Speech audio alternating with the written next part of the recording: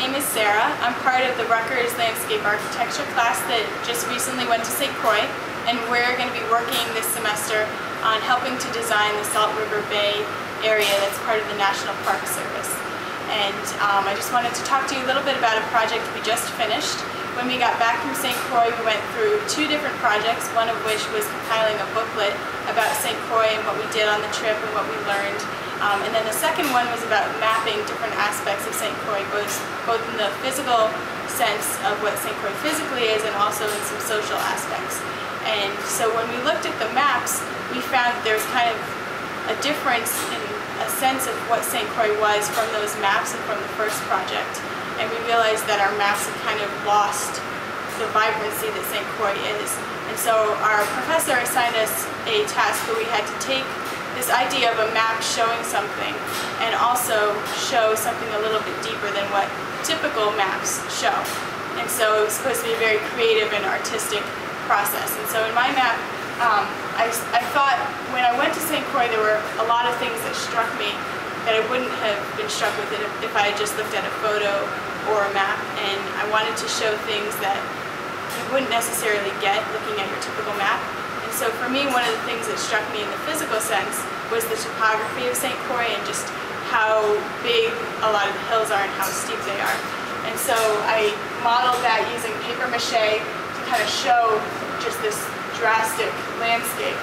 And then I looked at the map and I realized that was showing the land aspect of St. Croix. And the water aspect is a really, really big part of that. And so I modeled using trace paper the coral extents on the island. And I chose to use trace paper because trace paper is very delicate and the coral life is very delicate in St. Croix. Everything that happens on the land affects the coral. And so I looked at my map up until that point and I realized that I decently mapped and displayed the physical sense of St. Croix, but there's a lot more to St. Croix than just the physical landscape. There's a whole cultural landscape to St. Croix. And so I thought about the people of St. Croix and how I could convey them through the map, and I thought, well, who are the people of St. Croix? And in asking myself that, I came up with partial answers, but not anything that really put its finger down as being a definitive answer for who people in St. Croix were. And I realized, in reflecting on things that people have said while we were there, that the people of St. Croix are almost asking that question, who are people of St. Croix? And they're asking that because over the years so many cultures have come, so many different countries have come and kind of used St. Croix and put their own stamp on the country and on the island, but not actually allowed it to express itself as its own unique place. And even now, with the United States owning St. Croix, the issue of representation and who's a native Crucian and who's not, who's allowed to vote and who's not, these are issues that really affect Crucians who are local there and really affect their identity. And so this issue of identity was something that I really saw as a problem that really affects people. So how to express that in a map, I started thinking of ways to physically represent an identity. And so I came to the idea of a fingerprint. And if you think about a fingerprint is made from the impression of the ridges in your finger on a surface. And the ridges are formed from dermal layers pushing up against each other. And in my sense of St. Croix, I sensed all these different layers that kind of interact with each other in a very complex way. And I thought that the layers in a finger and how they interact differently for every single person, and every fingerprint is unique to a certain person. And I think the issues in St. Croix are similar to other islands and other areas of the world, but they're also very distinct to St. Croix.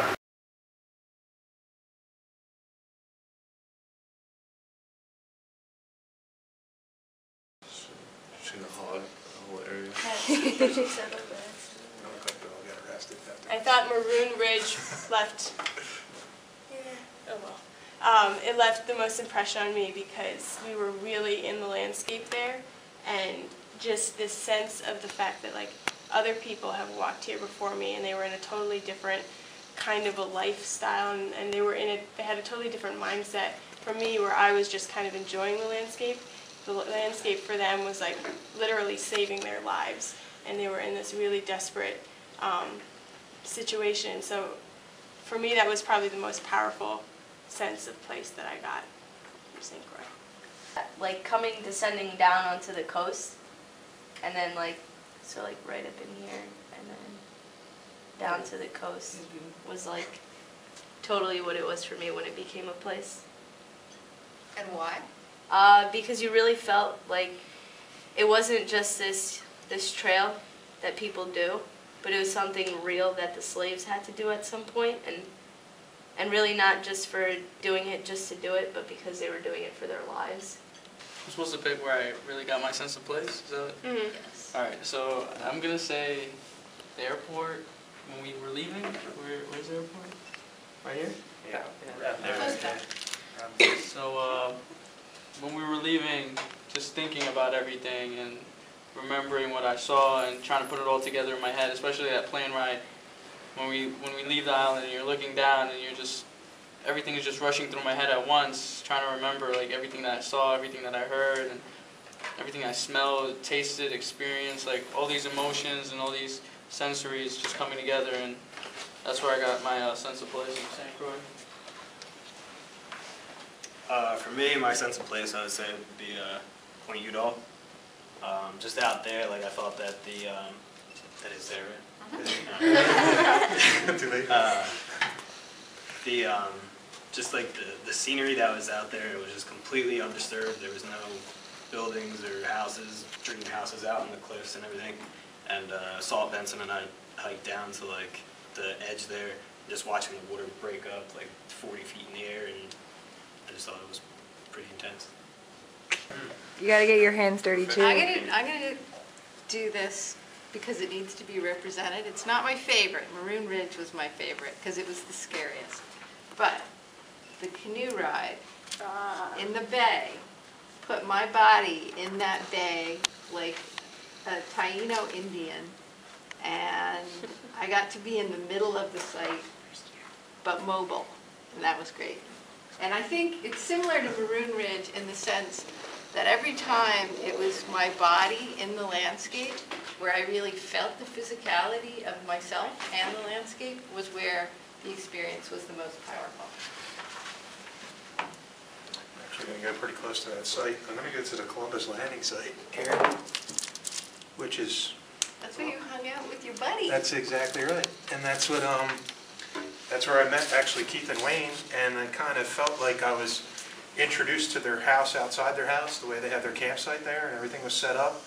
And it was, I felt like I actually experienced what the locals experience when they're camping almost, and just hanging out, and just the way that the environment and what they do, and just the water and the moon coming up and the whole kind of thing. I think that said it for me. I think I'm gonna say Chicken Shack. I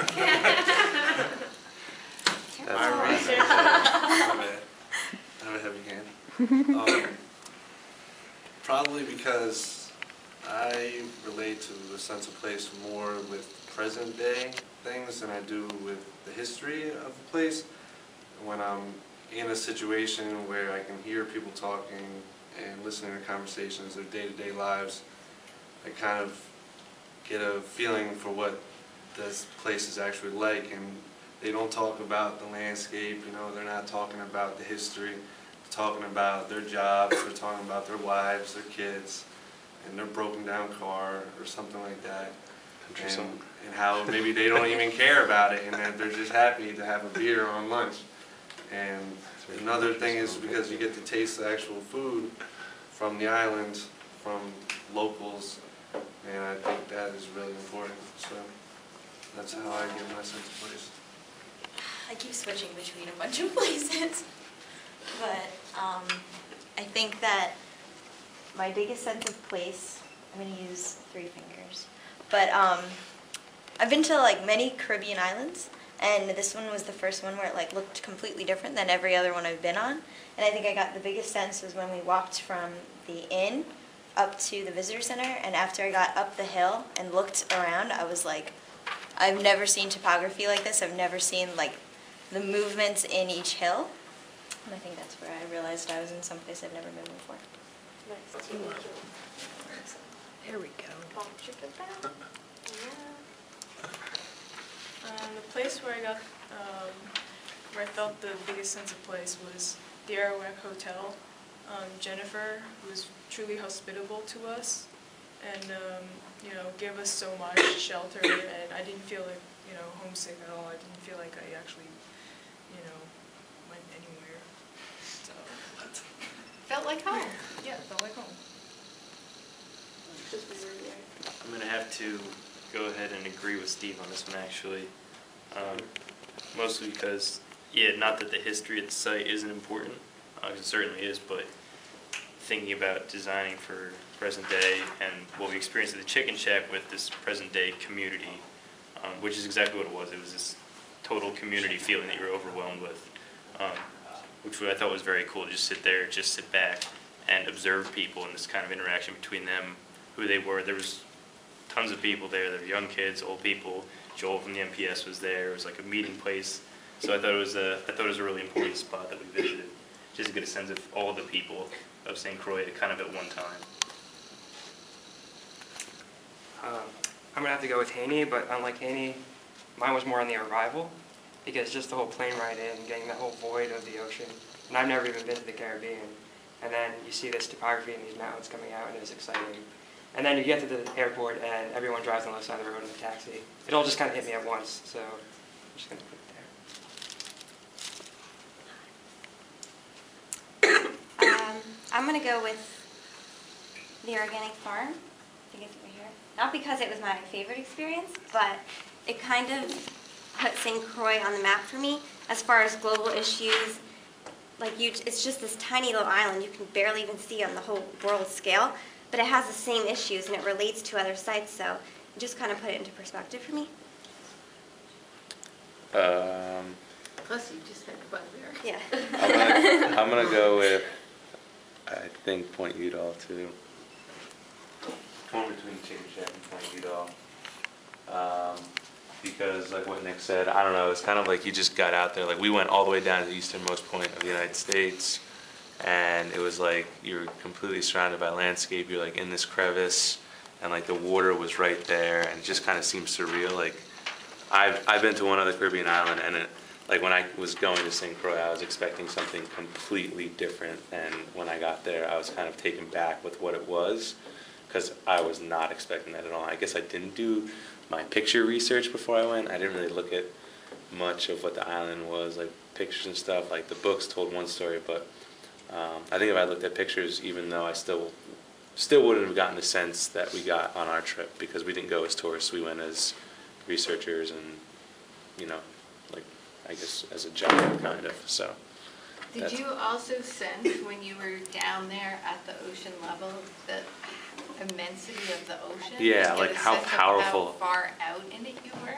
Yeah, but I also think how powerful it was. Like, I was taking a lot of like pictures, like multiple pictures, like quick pictures, and like some of the pictures really capture like the power of the ocean, like how it hits the wave and like it just spits the water up like 15 feet in the air, and it's really, it was just powerful. It was like, I think, like a moving point for me on the island. It was definitely something I've never experienced before. So that was really exciting to hear all that. And I don't know if you guys felt the same way, but it was really hard to like pick a point, I feel like, and even when you guys were talking, I was like, oh, I felt the same way. Like, I should have picked that one, I picked the wrong one. But I don't think there's a right or a wrong answer. I think what's exciting about this exercise that we did was that we touched so many different places, or rather that so many different places touched us. And I think we can draw some really interesting conclusions from that.